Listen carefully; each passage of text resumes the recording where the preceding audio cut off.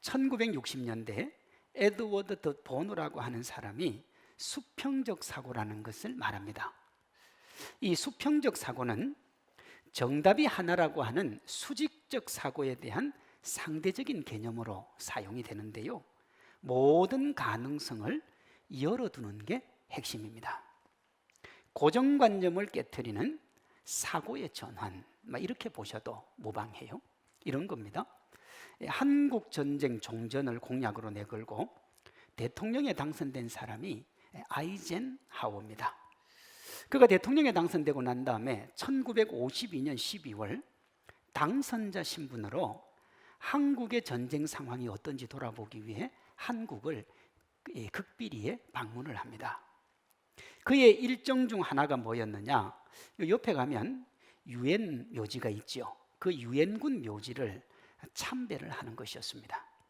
지금은 거기 가보면 잔디도 잘 깔려 있고요, 정말 잘 해놨습니다. 그런데 그때 당시 유엔 묘지는 미국 전사자들의 무덤이 방치된 스산한 공동묘지 정도 그랬습니다. 그래서 이제 미군은 다 그냥 거기다 이제 묻은 거지요. 근데 미국의 정신이 뭐냐? 한 개인의 희생을 무엇보다도 귀하게 여기는 게 미국의 정신입니다. 그러니 대통령 당선자가 오는데 이 담당자가 그걸 그대로 보여주기에는 너무 부담이 됐던 거예요. 그래서 당시 그 현대그룹을 세운 고 정주영 회장을 부릅니다. 그때 이제 정주영 회장이 이 미군 부대 일을 많이 맡아서 했거든요. 이렇게 얘기를 합니다. 당신이 원하는 만큼 돈을 줄 테니까 5일 안에 이 유엔군 묘지 전역을 푸른 잔디로 좀 덮어달라, 그런 요청을 합니다. 여러분, 그때가 몇 월이었다고요? 12월이라 그랬습니다. 그리고 지금만큼 크지는 않지만 그래도 유엔군 묘지가 컸습니다. 6.25 전쟁으로 나라는 폐허였습니다. 지금처럼 우리나라가 잘 살았다고 그러면야 비행기 동원해가지고 다른 나라 가서 싣고 오면 되는데 그럴 능력 자체가 없는 나라예요. 그러니 사실은 이 요구는 누가 봐도 무리한 거예요. 애초부터 말이 안 되는 요구였습니다. 여러분, 정주영 회장이 푸르게 했을까요? 안 했을까요? 예, 푸르게 합니다. 아이젠하워 당선자뿐만 아니라 그걸 요청했던 담당자도 아주 흡족해 했어요. 거의 절대 불가능한 것을 가능으로 바꾼 이 중심에 모든 가능성을 열어놓은 수평적 사고가 있습니다. 당시 정주영 회장은 푸른 잔디라고 말했잖아요. 근데 잔디에 집중을 하지 않고 푸르다에 집중을 합니다. 사실 이 담당자의 의도도 푸르게 해달라는 거지 꼭 잔디가 아니어도 되는 거지요. 아무리 잔디가 많아도요, 한국의 겨울 잔디는 금잔디입니다. 여러분 나가시다가 우리 여기 화단에 심겨놓은 잔디를 한번 보세요. 다 누래요. 파랗지 않아요. 그러나 푸르게에 집중하면 반드시 잔디가 아니어도 됩니다. 푸르게만 하면 되니까요. 이 푸르게에 집중한 정주영 회장이 트럭 30대로 낙동강변에 있는 보리밭을 통째로 옮깁니다. 보리밭은 푸르니까요. 그래서 그 유엔 묘지에다 심었고 대통령은 그냥 한번 보고 가는 거니까 너무 푸르니까 마음에 들었던 거지요. 지난 인류 역사를 보면 획기적인 변화나 발전의 이면에 수직적 사고로는 도저히 엄두를 못 내는 수평적 사고가 있습니다. 과학에서는 이걸 뭐라고 하느냐? 패러다임 시프트라 그래요. 패러다임 시프트요. 전혀 다른 관점과 각도로 보는 겁니다. 오늘 본문이 기독교 역사를 새롭게 쓰는 그 입구에 해당을 하는데요, 이를 위해서 예수님이 뭐라고 하느냐? 패러다임을 바꾸라고 합니다. 우리가 자주 사용하는 말로 하면 고정관념을 깨트리는 겁니다. 우리의 미래로 나아가지 못하는 게 뭐냐 그러면 우리가 가지고 있는 고정관념일 때가 참 많거든요. 우리는 지난 시간까지 40분에 걸쳐서 사도행전 1장에서 9장까지 다락방 공동체가 어떻게 성장해 갔는가를 살펴봤습니다. 다락방 공동체가 성령 충만으로 예루살렘 교회가 되는 과정에서 수많은 난관을 만나지요. 그러나 잘 극복하고 든든하게 자리를 잡아요. 예루살렘, 유대, 사마리아에 복음이 전파되고 믿음의 사람들이 자꾸 교회로 모여듭니다. 그걸 사도행전 9장 31절은 이렇게 말해요. 그리하여 온 유대와 갈릴리와 사마리아 교회가 평안하여 든든히 서가고 주를 경외함과 성령의 위로로 진행하여 수가 더 많아지더라 그랬습니다. 사도행전 1장 8절은 성령의 능력을 받은 증인들이 복음을 전할 지역을 얘기했는데 예루살렘, 온 유대, 사마리아, 땅끝까지라 그래요. 9장까지 어디까지 완결이 되냐 그러면 예루살렘, 유대, 사마리아까지가 종결이 됩니다. 그러면 여러분 이제 남은 곳이 어디입니까? 땅끝이요.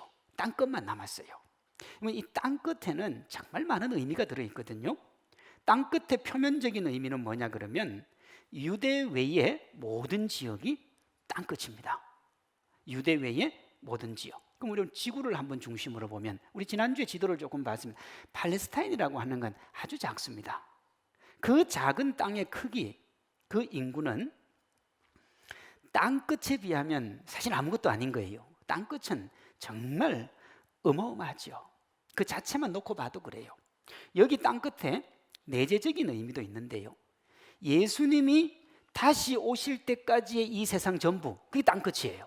그럼 지금 예전에는 한 세대를 한 25년 잡았는데 요즘은 한 30년, 35년 이렇게 잡거든요. 한 세대를. 그러면 한 세대 30년마다 새롭게 되는 거죠. 그게 주님 오실 때까지니까 여러분 이 숫자는 말로 다 표현을 못하는 거예요. 그러니까 땅끝은요 어마어마한 거예요. 예루살렘, 온 유대, 사마리아는 작고요. 땅끝은 정말 어마어마하다고요. 예를 들어서 지금까지 살펴본 9장까지가 복음 전파와 정인 사역의 아주 작은 동산이었다면 동산입니다. 10장부터 펼쳐지는 땅끝 사역은 한 에베레스트 입구 정도 되는 겁니다. 그게 입구예요. 들어가지도 않았어요. 입구요. 예루살렘, 온 유대, 사마리아는 차원이 다릅니다. 비교 불가예요. 전혀 새로운 세계입니다. 그러면 어떻게 해야 되느냐? 이전과 하던 방식이 바뀌어야 됩니다. 바뀌어야 됩니다. 여러분 작은 구멍가게를 운영하는 사람과 중소기업을 운영하는 사람은 이 조직이나 구조나 모든 게 다 다릅니다. 그 중소기업보다 더 큰 대기업을 운영하는 것은 또 다른 말이 되는 거예요. 그러니요 동산 전도하던 예루살렘, 온 유대, 사마리아가 이제 땅끝으로 가기 위해서는 새로운 게 필요한 거예요. 예를 들어서요 물이 무한정 있어요. 무한정 있는데 그 물을 내가 다 가지고 싶어도 내가 가지고 있는 그릇만큼만 가질 수 있지 그 이상은 가질 수가 없어요. 내가 가지고 있는 그릇의 크기만큼 가능하다고요. 예를 들면 어떤 사람이 요만한 그릇을 가지고 있으면 물이 아무리 많이 쏟아져도 이것밖에는 못 담아요. 이만한 걸 가지고 있으면 그것보다 훨씬 더 많이 담겠죠. 바다는요 한도 끝도 없이 담는 거예요. 넓이가 넓고 깊이가 깊으니까 바다가 모든 것을 수용을 하는 겁니다. 오늘 그 패러다임을 바꾼다는 건 그런 거예요. 준비를 해야 됩니다.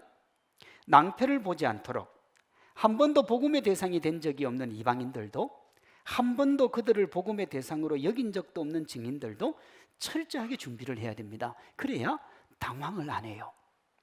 실제 이제 베드로가 고넬료 전도를 하고 예루살렘으로 돌아오잖아요. 제자들이요 거칠게 항의를 합니다. 왜 이방인과 같이 이야기를 했냐는 거예요. 준비되지 않았기 때문에. 땅끝, 즉 어떤 곳, 어떤 상황에서도 복음을 전하는 증인이 준비해야 될 것, 또 자신의 생각이나 문화 속에 자신을 맡기고 살았던 이가 예수님을 믿기 위해 준비해야 되는 것이 있는데 공통적으로 뭘 준비해야 되느냐? 고정관념을 깨트려야 되는 겁니다. 고정관념이요. 본문을 보면 예수님이 복음을 들고 가야 될 증인인 베드로와 복음을 받을 사람인 고넬료 모두에게 고정관념을 깨트리라 그래요. 그리고 그 고정관념을 깨트림으로써 예수님이 다시 오실 때까지 계속될 땅끝까지 복음 전파의 거대한 문을 엽니다. 고넬료에게 있었던 고정관념이 뭐냐? 내가 아무리 예수님을 믿어도 예수님은 나 같은 이방인을 찾아오지는 않을 거다 하는 생각이요. 3절 4절입니다. 하루는 제 9시쯤 되어 환상 중에 밝혀보매 하나님의 사자가 들어와 이르되 고넬료야 하니 고넬료가 주목하여 보고 두려워 이르되 주여 무슨 일입니까? 그래요. 만약에 이 말을 했던 사람이 베드로라고 하면 주여 무슨 일입니까? 하는 것은 주님 오실 줄 알았는데 어떻게 저에게 무슨 말씀을 하실 겁니까? 그 뜻이에요. 그런데 고넬료는 그 뜻이 아닙니다. 어떻게 주님이 나에게 오셨지요? 하는 놀람이에요. 여기 두렵다는 말 헬라어가 엠포보스라고 하는 단어예요. 단어인데 두려움, 공포로 경악해서 놀라는 경우, 그때 이 엠포보스라고 하는 단어를 씁니다. 하나님께 기도도 했어요. 하나님이 원하는 삶도 살았어요. 그런데 하나님이 나를 찾아올 거라고는 생각을 못했던 거예요. 우리 여러분 예수님 안 믿는 사람한테 전도하다 보면 그 사람들이 그러잖아요. 하나님이 나같이 죄 많은 사람도 만나 주실까요? 내가 담배를 그렇게 많이 피웠는데 하나님이 용서해 주실까요? 막 그런 얘기 많이 하잖아요. 똑같은 거지요. 주님은 나 같은 사람은 안 만나 줄 거다 하는 거예요. 이 물음의 이면에는 하나님이 자신을 찾아올 리가 만무할 거라는 생각을 가지고 있다 그랬습니다. 어떤 특정한 사람들에게만 그런 일이 일어날 것이라고 하는 고정관념이요. 하나님이 고넬료의 이 고정관념을 깨트리기 위해서 그를 찾아가세요. 왜냐? 이거 깨어지지 않으면 고넬료의 기도나 구제가 자신이나 주변을 위한 종교 생활에 머물 것이기 때문에 그렇습니다. 이것이 깨어져야 하나님을 만나고 하나님의 백성이 될 것이기 때문에 그래요. 다행스럽게도요, 고넬료가 하나님의 말씀을 듣고 자기 생각 내려놔요. 그로 말미암아 명실상부하게 예수님 믿고 땅끝 사람으로서는 첫 번째 하나님의 백성이 됩니다. 다시요, 여러분 여기 있는 우리 모두가 땅끝 사람이에요. 이방인들이에요. 이 고넬료가 믿고 우리가 지금 따라서 이방인으로 예수님을 믿는 거거든요. 거대한 이방 선교의 첫 단추가 이 고넬료를 통해서 끼워진 겁니다. 사도행전 열심히 들으신 분은 목사님 8장에 빌립이 세례를 주었던 에디오피아 내시가 있지 않습니까? 할 수 있어요. 그런데 결정적인 차이가 뭐냐? 이 고넬료는요 성령의 임재를 받습니다. 성령이 내려오는 걸 베드로가 봐요. 그런데 에디오피아 내시는 성령이 임재했다는 얘기는 없어요. 그래서 고넬료를 첫 번째 이방 선교의 사람이다 그렇게 봐요. 다음으로 예수님이 베드로의 고정관념을 깨뜨리시는데 고넬료의 고정관념에 비하면 베드로의 고정관념은 진짜 심각합니다. 13절 14절이요. 소리가 있으되 베드로야 일어나 잡아먹으라 하거늘 베드로가 이르되 주여 그럴 수 없나이다. 속되고 깨끗하지 아니한 것을 내가 결코 먹지 아니하였나이다. 그래요. 여기 부정어가 2번 사용됩니다. 이 말은 예수님이 먹으라고 하는데 자기는 절대로 안 먹겠다고 얘기를 한 거예요. 자 보세요. 베드로가 예수님의 수제자예요. 예수님이 자기 주인이에요. 근데 주인이 먹으라 그랬어요. 나는 안 먹겠다 이거. 절대로 안 먹는다 그래요. 9절에 보면 이때가 제 6시라 그래요. 6시는 우리나라 낮 12시입니다. 그래서 10절에 보면 베드로가 배가 고팠고 사람들이 식사를 준비하고 있습니다. 그때 기도하다가 예수님이 먹을 걸 준 거예요. 하나님이. 근데 그걸 거절한 거예요. 베드로가 이렇게까지 단호하게 거절한 이유는 보자기 안의 것들을 먹지 않는 것이 지금까지 하나님을 잘 섬기는 모습이었기 때문에 그렇습니다. 자, 지금부터 이제 무슨 말이 나오냐? 지금까지와 지금부터라는 얘기가 나옵니다. 12절에 보자기 안에 있던 각종 네 발 가진 짐승, 기는 것, 공중에 나는 것들은 레위기 11장에 기록된 부정한 생물들입니다. 하나만 살펴보면 이렇게 돼 있어요. 땅에 기어다니는 모든 길짐승은 가증한즉 먹지 못할지니 곧 땅에 기어다니는 모든 기는 것 중에 배로 밀어 다니는 것이나 네 발로 걷는 것이나 여러 발을 가진 것이라 너희가 먹지 말지니 이것들은 가증함이니라 그랬어요. 이스라엘 사람들이 뱀을 왜 안 먹었냐? 먹지 말라니까. 우리나라 사람은 맛있으니까 그렇게 먹는 거예요. 그러니까 베드로가요, 그거 주님이 먹으라 그랬는데 안 먹겠다고 말한 이유는 충분한 근거가 있어요. 그리고 어떻게 보면 이건 신앙 고백입니다. 하나님이 나한테 먹지 말라고 그래서 내가 지금 주님 앞에 신앙 고백을 한 거예요. 먹지 말라 해서 안 먹었단 말입니다. 그런데 예수님이 정색을 하세요. 그리고는 이렇게 명령을 합니다. 15절. 두 번째 소리가 있어되 하나님께서 깨끗하게 하신 것을 네가 속되다 하지 말라. 여기서 우리가 주의 깊게 살펴볼게. 신앙 고백에 가까운 베드로의 거부와 신앙 고백의 대상이신 예수님의 명령입니다. 베드로가 단호하게 거절할 명분이 충분하다 그랬습니다. 그것은 자신이 배운 대로 하는 신앙 고백이었어요. 그렇잖아요? 그 신앙 고백입니다. 주위에 있는 사람들 그렇게 아는 사람 아무도 없었고요. 다들 그렇게 했고요. 또 모든 상황과 여건이 자기를 지지해 줬어요. 대제사장도 목사도 뭐 믿음의 선배도 누구도 다 그렇게 했고 그렇게 하는 것이 맞다 그랬다고요. 누구만 빠졌느냐 그러면 예수님만 빼고요. 이게 문제예요. 이게 여러분, 모든 문제의 출발이 예수님이에요. 근데 그리스도인에게, 아니 온 우주 만물에 주님 말씀이 법이에요. 지금까지는 예수님이 먹지 말라고 했기 때문에 부정한 음식 먹으면 안 되는 거죠. 그러나 예수님이 지금부터 먹으라 그랬어요. 그럼 어떻게 해야 돼요? 먹어야 됩니다. 지금부터는 먹는 거예요. 예수님이 규칙을 바꿨습니다. 그런데 베드로가 어떻게 했느냐? 이미 그게 자기 삶의 일부가 되어서 이제는 예수님 말씀보다 그게 더 큰 위력을 발휘했던 거예요.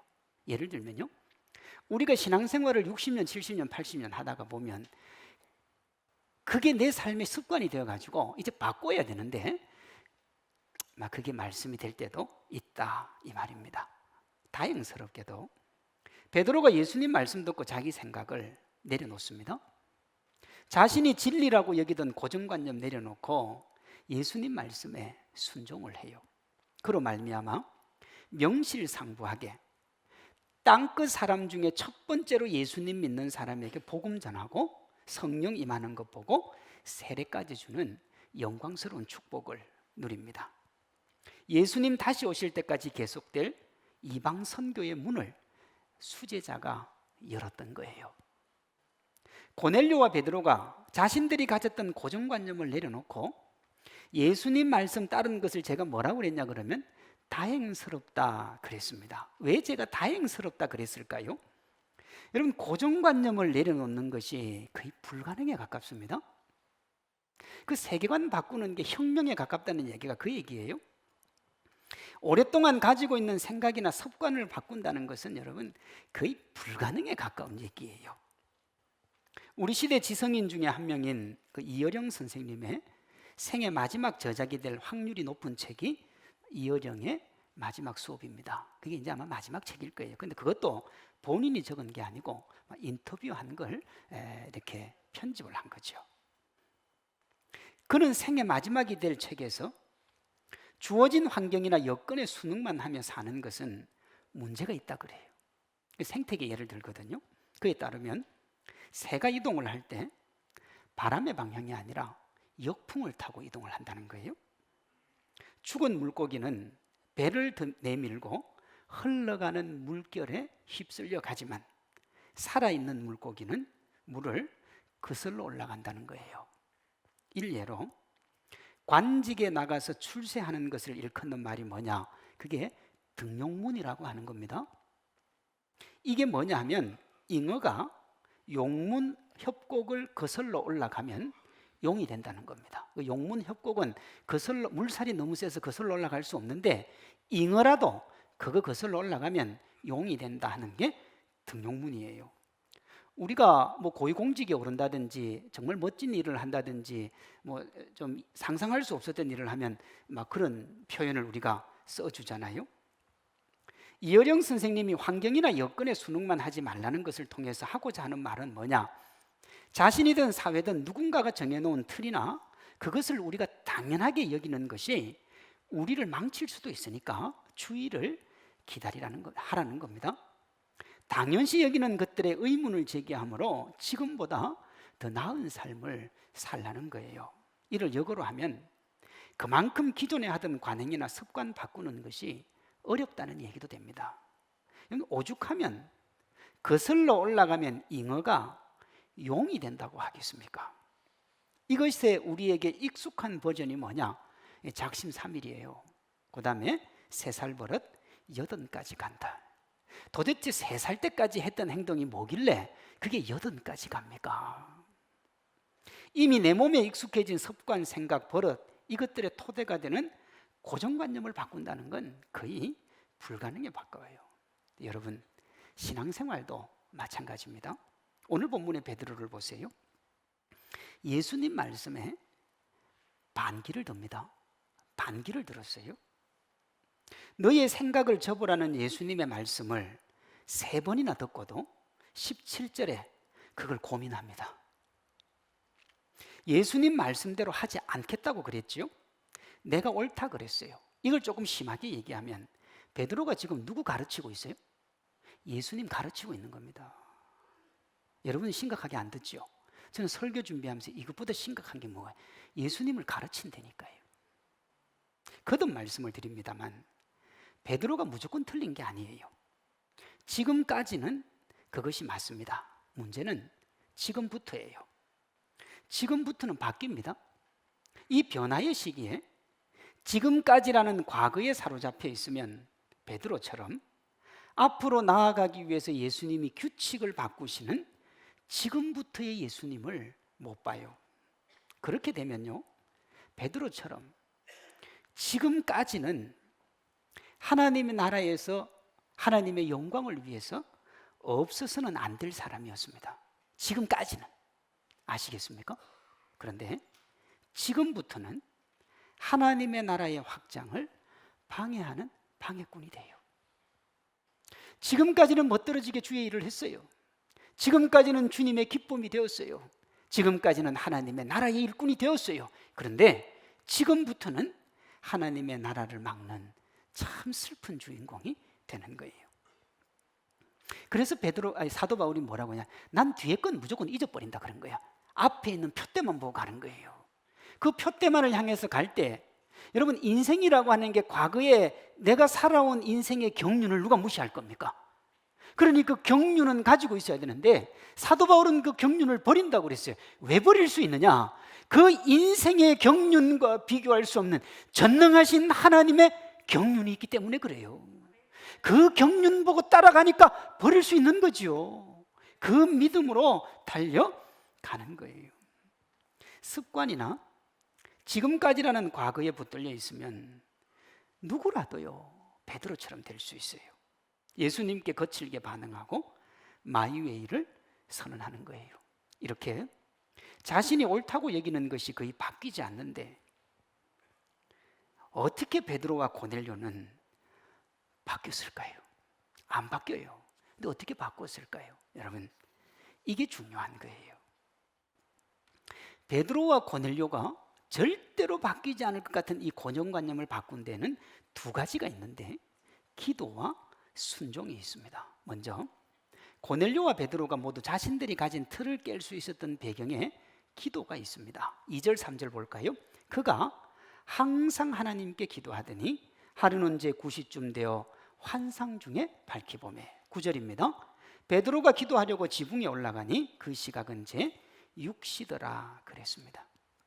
고넬료는 제 9시에, 베드로는 제 6시에 매일 규칙적으로 기도를 했습니다. 기도를 자신의 생각이나 요구를 하나님께 전달하는 것으로 알고 있는 분들 계시죠? 내가 기도하면 내 속에 있는 얘기 하나님 앞에 다 드리는, 그렇지 않고요. 기도의 본류는 하나님의 말씀으로 자신을 되돌아보는 겁니다. 그게 기도예요. 좀 더 구체적으로 말하면 하나님의 말씀으로 자신을 점검하고 말씀에서 벗어났으면 말씀으로 돌아갈 것을 결단하는 게 기도예요. 다시요. 자, 말씀으로 자신을 계속 점검을 해요. 그리고 말씀 벗어났으면 말씀으로 돌아가는 겁니다. 고넬료와 베드로를 보시면 그들이 기도할 때 하나님의 사자가 찾아오죠. 와서 고넬료의 고정관념이 좀 더 성숙한 길을 막고 있다고 주님이 말씀하시고, 그 고정관념을 버려야 된다고 말할 때 베드로는 지금까지의 신앙을 고수하던 것을 버리고 지금부터의 규칙을 받아들이는 겁니다. 만약 이들이 규칙적으로 기도하지 않았다면 고넬료는 윤리적인 종교 생활을 반복하면서 그것을 신앙생활이라고 여겼을 겁니다. 베드로는 자기 오름에 사로잡혀서 하나님 나라의 걸림돌이 되고 갈수록 그게 심해졌을 겁니다. 이 이후에 보면요, 이제 베드로가 이제 고넬료를 만나고 예루살렘으로 돌아가요. 그러니까 소문이 퍼지잖아요. 베드로가 이방인의 집에 갔다 하더라. 이 사도들이 난리가 났어요. 난리가요. 예? 어떻게 너 이방인을 만날 수 있느냐? 그러면 만약에 그때 베드로가 아이고 내가 잘못했다, 다시는 안 그럴게, 그리고 고개를 숙였으면 이방 선교는 갈 수가 없어요. 그런데요, 그때 베드로가 뭐라고 그러냐 그러면 하나님이 바꾼 걸 낸들 어쩌라고. 하나님이 바꾼 걸 낸들 어쩌란 말이에요. 낸들. 나도 거부할 만큼 했다 이거예요. 하나님이 와서 얘기하길래 내가 못한다고 얘기했다는 거예요. 그런데 하나님이 하라고 하는 걸 내가 거기서 어떻게 하겠냐. 여기는 답이 없어요. 이거는 자신의 종교 생활이나 자신이 예수님의 수제자였다는 것을 발판으로 자신의 행동을 성경적으로 여기고, 만약에 그렇게 예수님이 말하는 걸 싫어했다 그러면 이들은요 하나님의 나라의 문을 못 열었어요. 그들이 이런 브레이크 없는 폭주의 종교 생활을 막은 게 뭐냐? 기도요. 기도가 막았습니다. 기도로 하나님을 만나지 않으면 우리의 생각으로, 때로는 세상의 사고와 논리로 신앙생활을 해요. 이것은 신앙생활이 아니라 종교생활입니다. 크리스찬이라면 누구라도 매일 규칙적인 기도의 시간을 가져야 돼요. 그래야 내가 뭐가 틀렸는지, 말씀에서 어떻게 벗어나는지를 알거든요. 기도 시간에 하나님의 말씀으로 자신을 돌아보게 하고 우리가 말씀대로 살기로 결단을 하는 겁니다. 이 둘을 동시에 할 수 있는 가장 좋은 시간이 언제냐? 그게 새벽 기도예요. 왜냐하면 목사가 설교를 하잖아요. 그리고 기도를 하니까. 이런 이유로 제가 일주일에 한 번 이상은 꼭 새벽 기도 나와서 말씀 듣고 기도를 권면을 하는 겁니다. 만약에 우리가 대화나 생각 중에 과거 신앙생활이나 주어진 삶의 이야기가 거의 전부라면 거의 기도하고 있지 않을 확률이 높습니다. 과거로 현재와 미래를 판단하고 평가하고 있다면 거의 기도를 안 하고 있을 확률이 높아요. 다시 한번 기도로 하나님과 소통의 문을 열기로 다짐하는 우리 모두가 되기를 바랍니다. 다음으로 고넬료와 베드로는 기도로 깨달은 것을 행동으로 순종함으로 고정관념을 깨트립니다. 7절 8절에 보면 고넬료의 순종이 나옵니다. 마침 말하던 천사가 떠나매 고넬료가 집안 하인 둘과 부하 가운데 경건한 사람 하나를 불러 이 일을 다 이루고 욥바로 보내니라 그랬어요. 내가 꿈결에 봤는데 아이고 내가 뭐 잘못 봤나 보다. 그리고 버리지 않고요 순종을 했다고요. 이건 베드로도 마찬가지입니다. 23절이요. 베드로가 불러들여 유숙하게 하니라. 이튿날 일어나 그들과 함께 갈새 욥바에서 온 어떤 형제들도 함께 가니라 그랬습니다. 베드로가 불러들여서 유숙했다는 말 심플하죠. 정말 심플해요. 예를 들면 뭐 지나가는 사람 하나 불러서 갈 데가 없으니까 우리 집에, 자기 집도 아니고 무두장의 집이니까 불러들일 수 있어요. 근데 그렇지 않아요.